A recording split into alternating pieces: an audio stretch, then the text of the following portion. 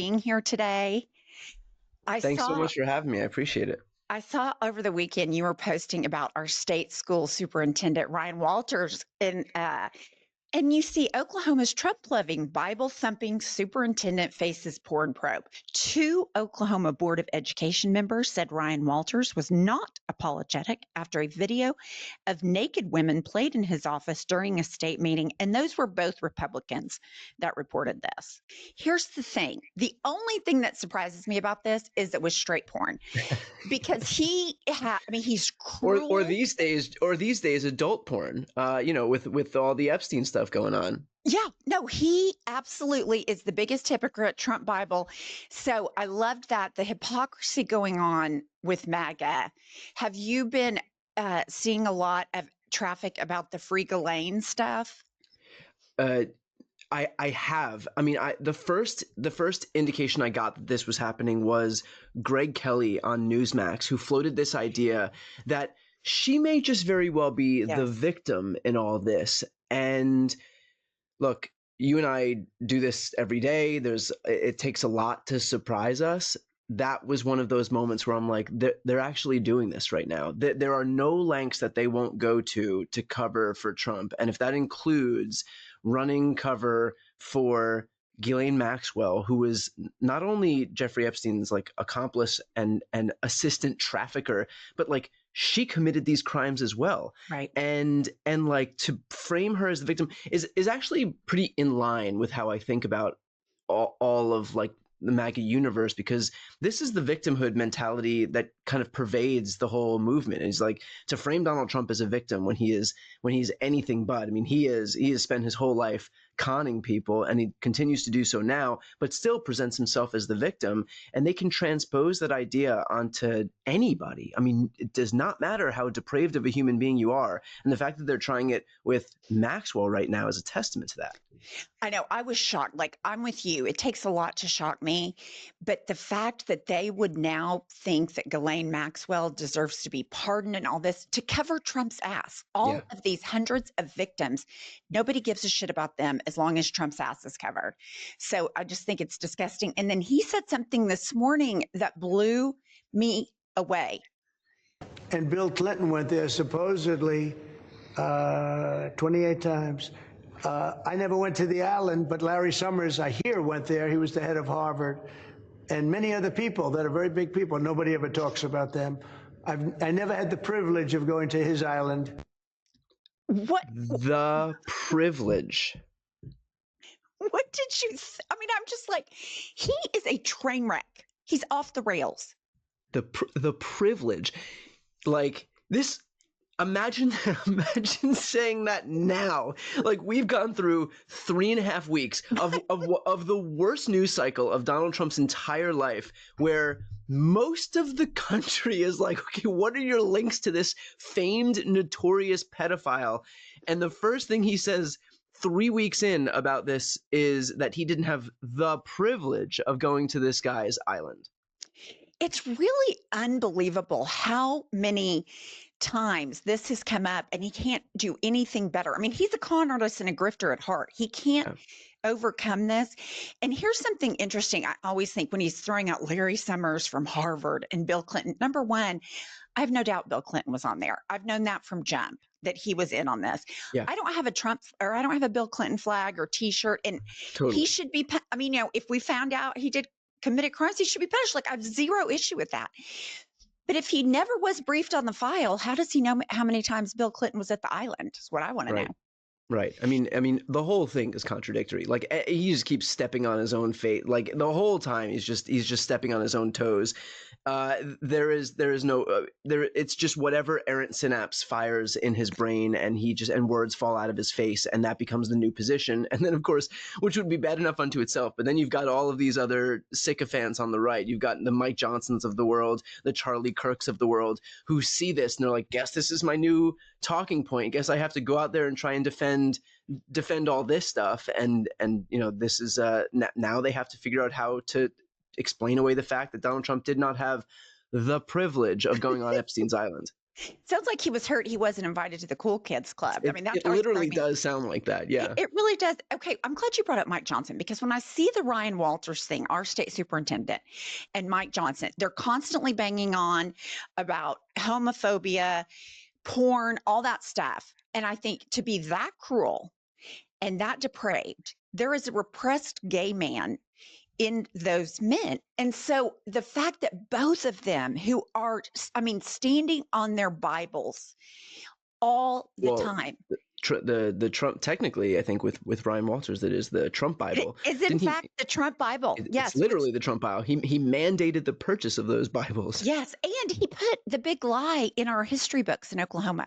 Like, we're Yeah, never going to that get is better. wild. Yeah. But at what point do these people, does the hypocrisy fail them? Or is it just this is going to be a lifelong thing? The hypocrisy, they're just going to ride it, even if they have to crash into a wall. Yeah, that I think is kind of their superpower. And I say this both like derisively, but also admiringly, in the sense that how do you shame the shameless? I mean, it's really difficult, because there was a world years and years and years ago where you can call out somebody's hypocrisy and that counted for something. Like, you Right. can shame them into some having some, you know, integrity. I don't know, but I mean, now we're at the point where you've got people that, you know, present themselves as the pro-life, the pro-family party, who are like lining up behind these ICE raids where they're ripping families apart. You've got these people who present themselves as the states' rights party, where the second Roe was overturned, they introduced legislation to ban abortion nationwide. You've got these people who present themselves as fiscal conservatives, who 5 minutes later explode the deficit by $4 trillion. And so, how do you shame the shameless? How do you talk to people? How do you get something out of people that say one position and 2 minutes later vote for something that would completely undermine your own stated position?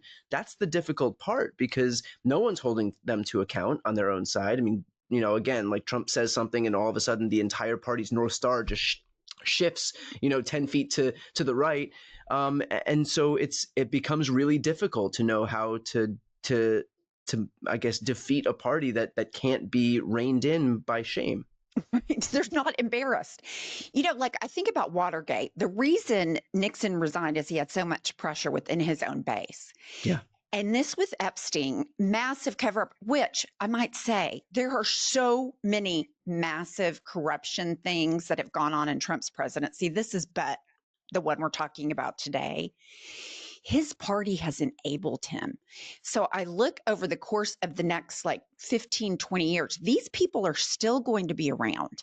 The people that have made excuses and enabled this kind of behavior. And I'm just wondering, like, will young people ever understand that politics is supposed to be about competent people making legislative policy that helps citizens, or is it always going to be a clown car from now on?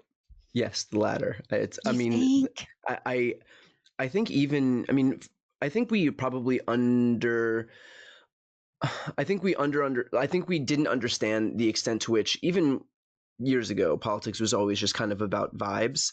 I think that now we're in a totally different world, where the extent to which policy matters is just kind of nearing zero. And a lot of the reasons that I think people support politicians, whether it's Trump or anybody else, is either polarization, right? Or just, I mean, just vibes, just like, oh, I mean, he said this one thing one time and I like that, and so that's it. I don't think people are like looking into the intricacies of like Medicaid policy when they're determining who's going to help them. That's why we often see people vote against their own interests too. But I think, and this is the left and right, both sides rely on political affiliation and how closely it adheres to your identity. And it's less about what party's actually going to do what for you, as opposed to like, this is the tribe I'm in. Right. And with this, you have Mike Johnson, who was getting on the, floor of the Capitol saying, the floor of Congress saying, oh, we're not cutting Medicaid.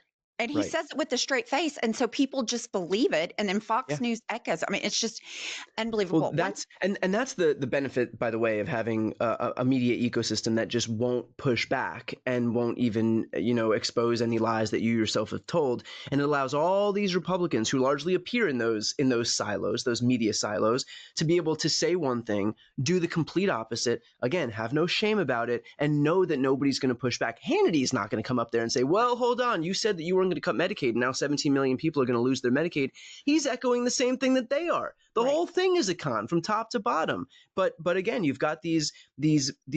First of all, our media is completely bifurcated, so you have left and right, and no one's going to hear anything from people on the other side. And within those ecosystems, I mean, you've got bad actors. You've got Hannity and Laura Ingraham and Judge Janine. I mean, like these are the people that you have to rely on to be able to push back on these Republicans within that ecosystem where right-wing voters actually consume their news. So of course it's not going to happen, and we're left in a situation where you've got people, A, again, voting against their own interests, and B, not even recognizing who is responsible for doing things that are going to have cataclysmic impacts on people. When Americans start to lose healthcare by the millions, there will be a massive contingent who then believes the subsequent lie, which will be that the Democrats are responsible for it. Right. Joe Biden did it. No, Joe Biden did it, totally. One thing I was going to ask you about is Nancy Mace is a case study in just complete unwell. Yeah. So she, and with all on the topic of shamelessness. Exactly. And what's so interesting is like you have Stephen Miller, who is just depraved and cruel and mean, and he likes the torture. And he's running the policy, in my opinion. Trump doesn't give a shit about the policy. He likes the perks. He likes the power. He likes the, the brazenness. But so Nancy Mace, I feel like this is how a lot of these triple Trumpers feel about these immigrants and how they are watching this with glee. New sheriff in town. I have to tell you, one of my favorite things to watch on YouTube these days are the court hearings where illegals are in court and ICE shows up to drag them out of court and deport them. I can think of nothing more American today than keeping our streets safer by getting those violent criminals out of the United States of America. I mean, I'm just like, your favorite thing to watch on YouTube is people who are going through the legal process as it is supposed to be followed and being arrested. And then you just throw in their criminals, but we never know. We don't know if they're criminals. Yeah, Nancy Mace's only longstanding principle is more attention for Nancy Mace. And she knows that if she says outlandish things like that on the internet, that she gets attention from people in the farthest fringes of the MAGA base, and she gets her likes and her clicks. And that's all Nancy Mace cares about. Nancy Mace will go wherever the wind blows. She stands for literally nothing, again, other than attention for herself. And so she'll say whatever she has to say to get a rise out of people in hopes that people will then talk about it. But that's all Nancy Mace stands for. And so we will continue to see her descend into the depths of depravity because so long as she can get another eyeball, whether it's making herself the hero or the heel, doesn't matter. She just wants people to look at her. She is the worst of politics. She's like the worst of humanity, and she puts that on full display without an ounce of shame. No, I completely agree. And I could sit here and talk about Stephen Miller until my head fell off. Like Terry Moran didn't go far enough with hatred as his spiritual nourishment. I feel like Nancy Mace goes right into that category. Yeah, you want to talk about people, hometown, not exactly heroes. Stephen Miller is from Santa Monica, which is, I'm sitting here in Los Angeles right now, and it just chips away at my soul to know that somehow Santa Monica, California, churned out somebody like Stephen Miller. Right. It seems like he was made in a lab in Hollywood, like the Frankenstein character. Maybe that's the way you explain away his Los Angeles connection. Is like we've created a hell of a lot of villains in this city, and usually they're fictional, but every once in a while we get one that's real. Absolutely, and he is the worst, in my opinion, of this whole administration. I mean, and that's you have a lot to pick from. Brian Tyler Cohen, thank you so much for joining me today. You can follow Brian. You're everywhere. YouTube. YouTube. I mean, all the platforms. My main platform is YouTube, though. Yes, I watch you on YouTube, and I love your social media too. Well, thank you. I appreciate it. Thanks for having me on. We'll see you later. Thank you.